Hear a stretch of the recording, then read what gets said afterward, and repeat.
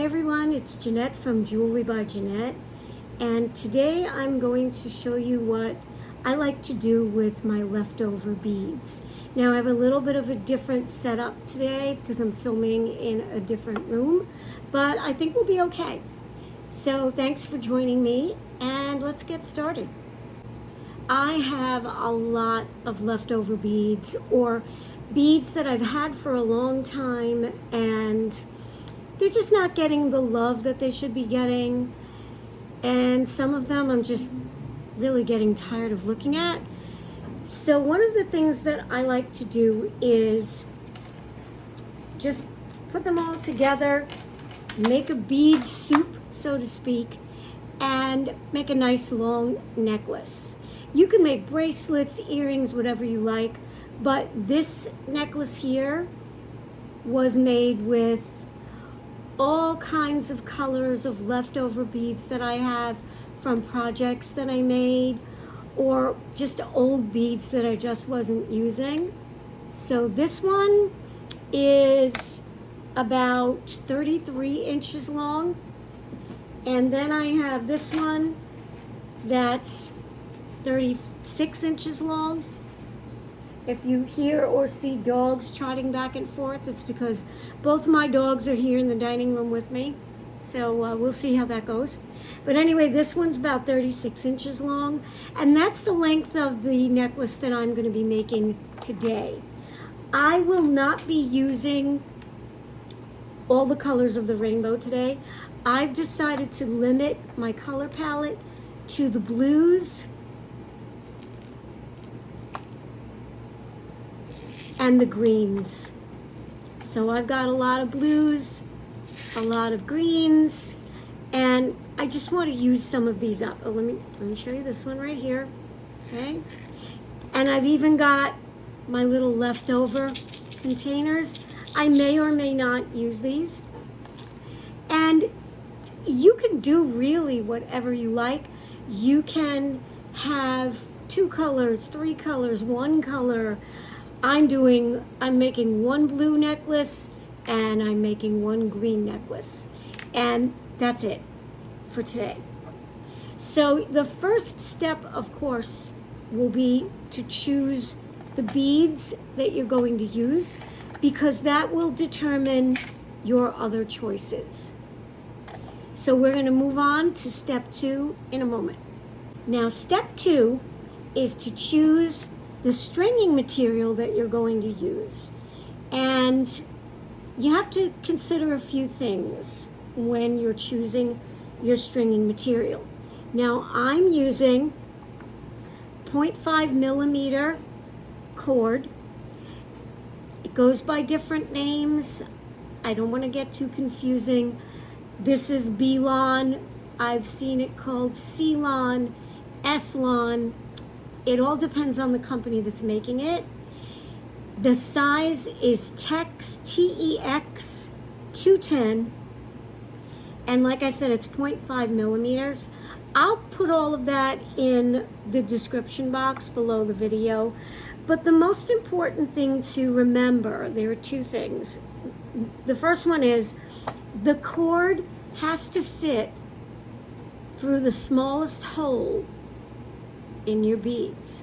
So you want to find the smallest bead that you're going to be using, and it has to fit through that bead, and it does.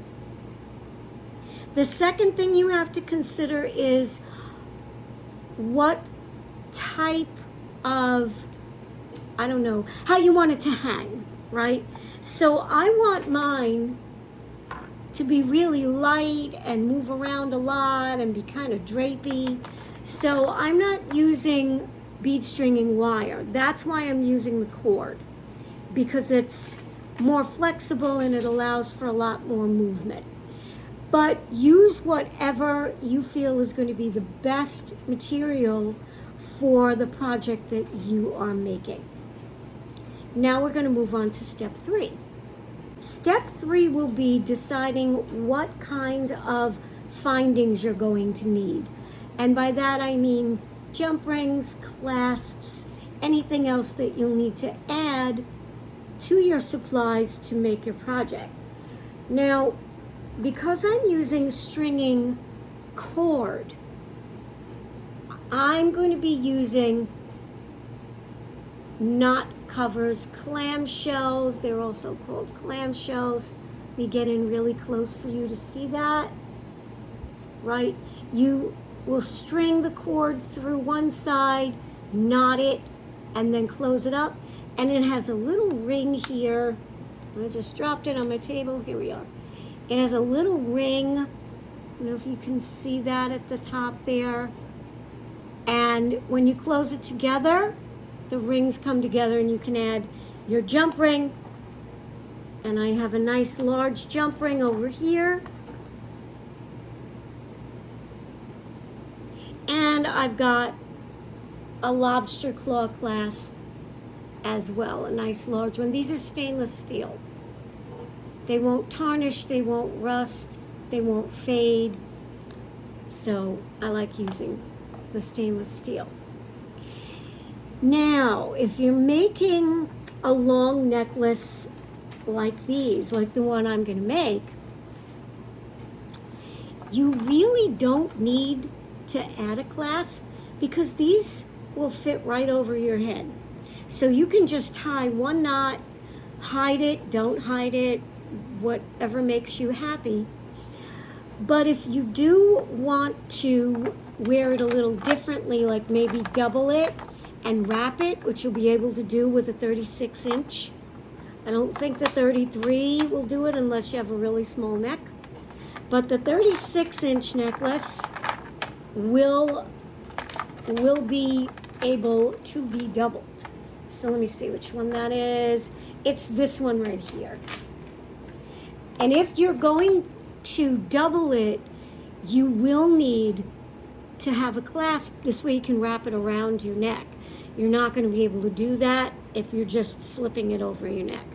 And since I'm making these necklaces to, actually I don't think I mentioned it, but I am making two. I'm making one blue and one green.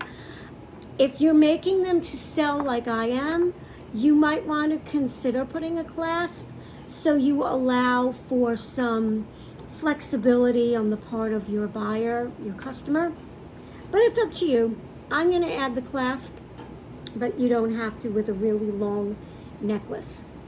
So that's step number, I think we were up to 3. Yeah. So let's talk about step number 4. Step number 4 is the most fun for me because it's putting the necklace together or the bracelet or whatever you're making. It's assembling all your parts and pieces and components and making that into something beautiful. I did neglect to mention the tools that you will need. That would probably go along with the findings because the tools that you'll be using will depend on the findings that you'll be using. So sorry if I kind of left this out. Bear with me.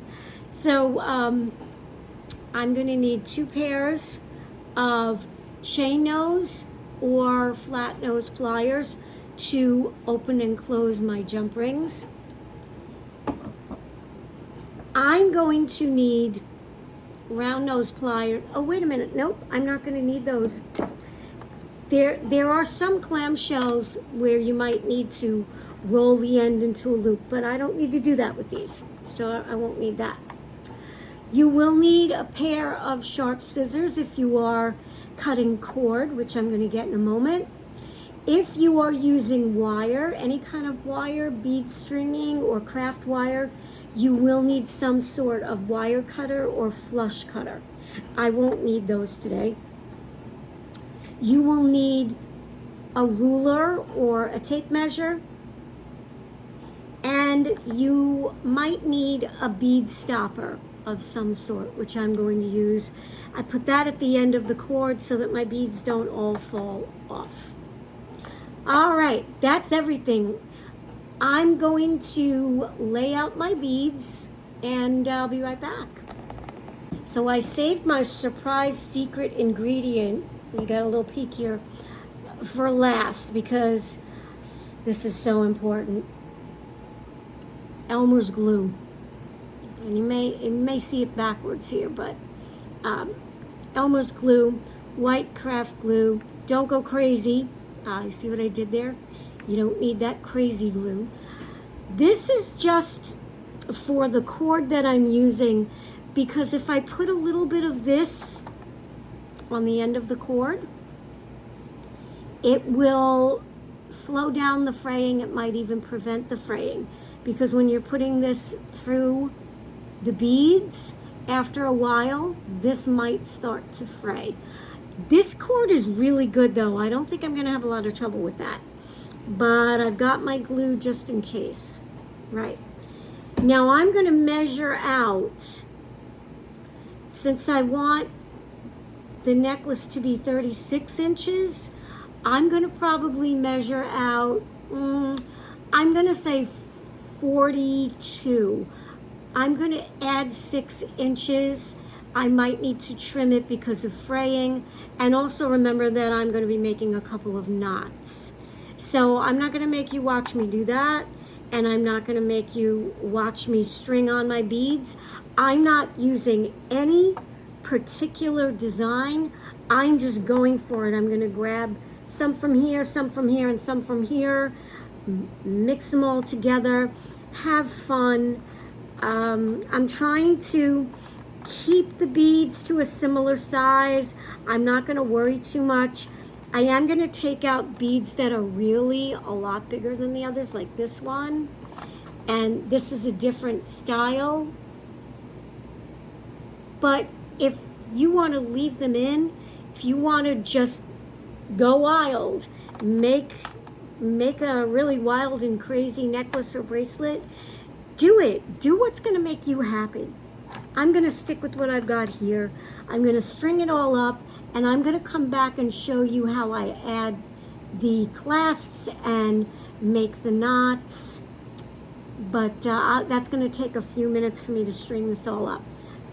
For you, it'll only be a few seconds. Okay, so I've got the 2 necklaces made. Here's the blue one. That's 36 inches. And here's the green one. And that's 36 inches as well. I really like how they turned out. And I'm going to show you how I finish one of them off, because I'm going to do them both the same way. So I have my, I'll hold it up because I know I'm out of the camera there. So I have my lobster claw clasp. I believe this is a 7 or 8 millimeter jump ring. And I have my clamshell right there, my knot cover. So I'm going to hold my hands up to the camera so you can see clearly what I am doing. So I have my bead stopper holding both of these ends so nothing falls off. I'm just going to take one end out. I'm just going to show you one end because it's the same way, it's the same process for both. All right, so you see I have one end here. And what I'm going to do is take the clamshell, and I hope you can see, there's a tiny little hole right in there. I think you can see it.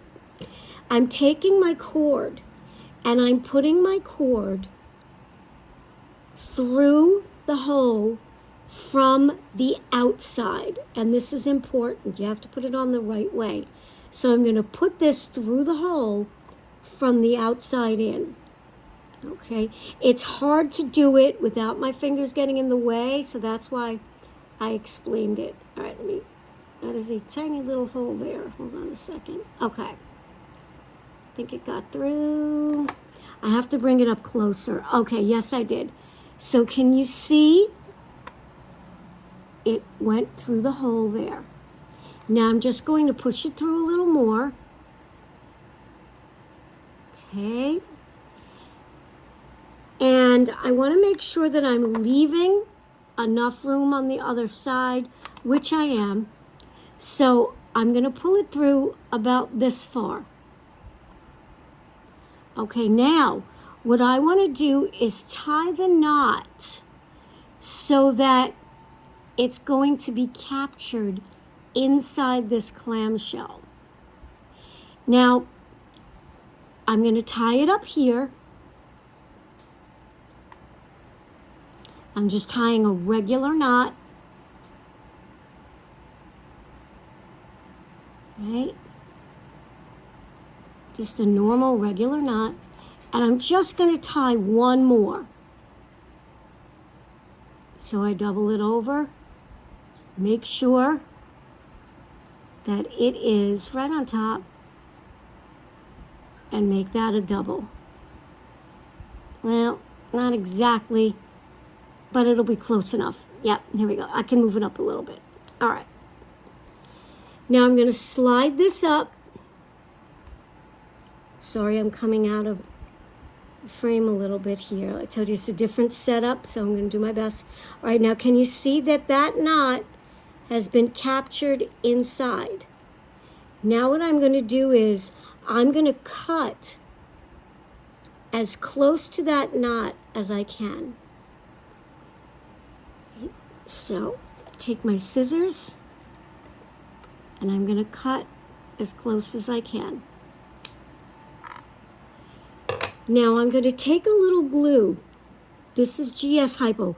This is not Elmer's glue. You really should use jeweler's glue for this part. And I'm going to put just one little drop of glue on this knot just to be on the safe side. One little drop. Okay, that's good. Now I'm going to show you a little trick for getting the cap back on. A lot of people have trouble with this. I support this part with my finger and I slide the pin right through and I kind of feel my way. Yeah, I know. Of course, now it's going to give me trouble, but I never have a problem with this. There we go. Oh, come on. There it goes. Right in there, but you kind of use your finger to glide it through. Okay. All right, we're back to the knot here. I'm going to slide this back up and over where I just put the glue. Make sure that's inside. You know, I might have to trim that. See that there? I have to trim it just a little bit. Well, we'll see. Okay, I'm going to hold this. I'm going to grab my pliers. And I'm just going to squash this closed.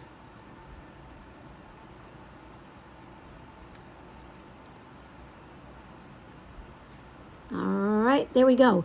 Now, did you see how these two holes came together? Now that thread is poking through there just a little bit. I have an awl here, or a paper piercer, and I'm just going to make sure that I clear that away. It's pretty good. I should be able to get the jump ring around that. I'm going to take my jump ring for my lobster claw clasp, and I'm going to open it up, holding one end here and the other end here, and I'm just twisting it. Okay, can you see that? And now I'm going to take this and put it through the hole. Okay. Okay, now can you see that it's, there we go. All right. And now I'm just going to close the jump ring back up. I want to make sure I have a good hold on it.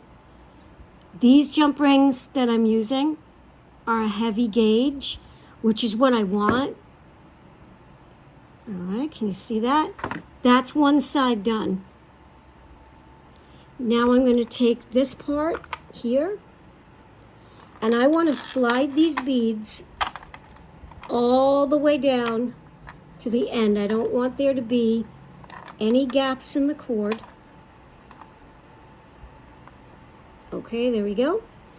Now here's the part where it's going to be a little challenging. And I'm going to use my awl. And I didn't include this in the supply list for the tools because you won't need it if you're not using regular cord. Right, so this is how I get my knot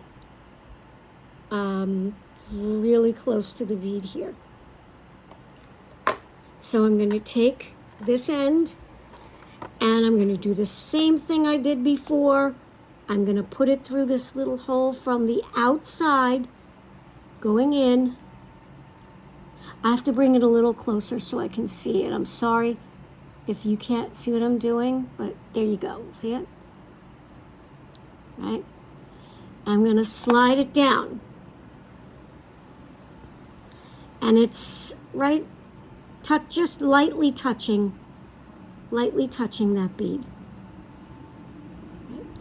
Now I'm going to tie a knot, but I'm not going to tie it tight. I'm not going to tighten it up. I'm leaving it loose.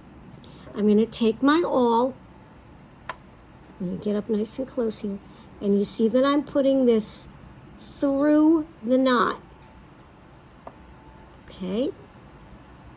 And this is really hard to do while I'm staying in camera. So I'm going to try to do it so you can see what I'm doing. I'm slowly pulling the knot, but I'm making sure that it's not getting snagged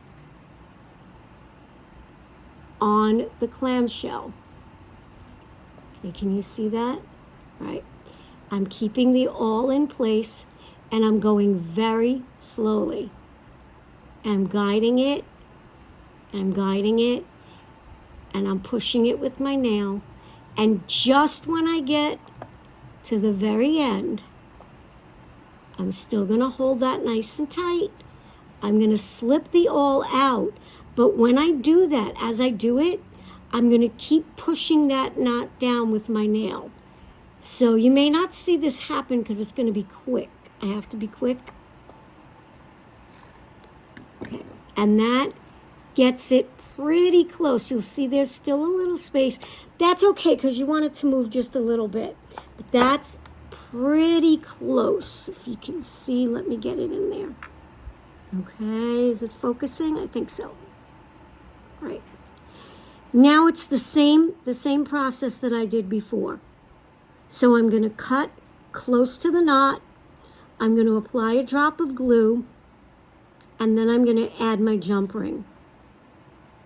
So I'll do that now. I'm going to be a little farther away from the camera, but you can still see that I'm cutting the knot. Right, there we are there. I'm going to apply that glue. Little drop of glue here.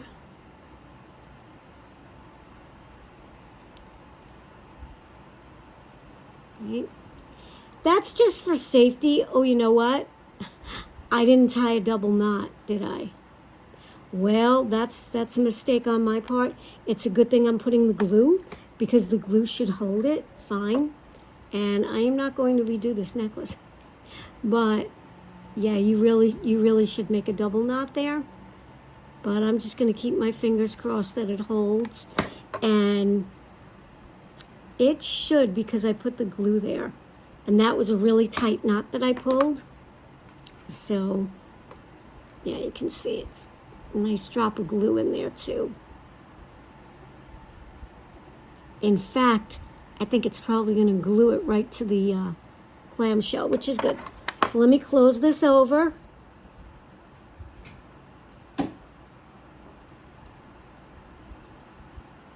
Like I said, it's kind of hard to stay in frame and see what I'm doing. So I'm sorry, I'm going to have to come out of frame a little bit here because I just need to get a good grip on this without crushing my fingers. Okay, there we go. Okay, there we go. And now I'm just going to open up my large jump ring over here.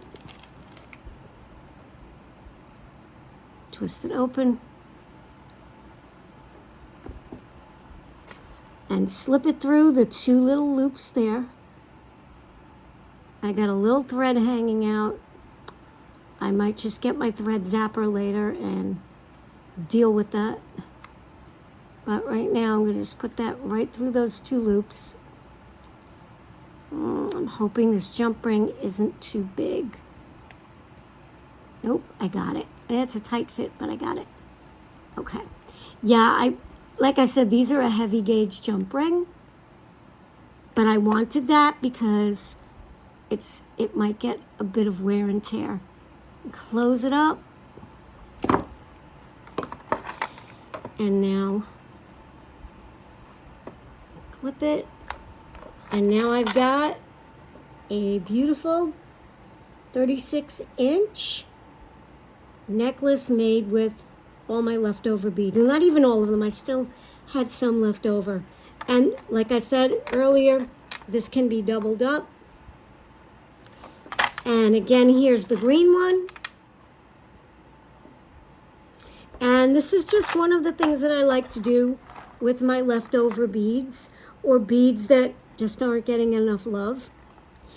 I hope this was helpful and it gave you some ideas of what you can do to sort of make room for new stuff. I'm going to a bead show on Friday, so I know I'll have more stuff, and now I have a little bit more room. So thanks for joining me, and stay tuned for the Henry and Honey cam. They're getting along much, much better lately. Right now they're both sleeping, so I'm going to see if I can get a couple of seconds of each one of them. Please remember to like and subscribe, and if you want to leave a comment or a question, that would be great. And I do answer all questions, and I do respond to all comments as well. So thanks a lot, everybody, and I will see you next time. Hi, guys. Are you both sleeping? Hello. Can you see all the dog hair on the floor? Yep, that comes from you guys. I know it's mostly Henry. Sorry, Henry, but it is mostly you. I have to sweep up the dog hair tonight. I'm sorry I'm bothering you. Am I disturbing you? Yes, I heard that sigh, honey. I'm sorry. All right. Henry, your eye has that weird glow that it picks up. It's a little creepy. But anyway, say goodbye.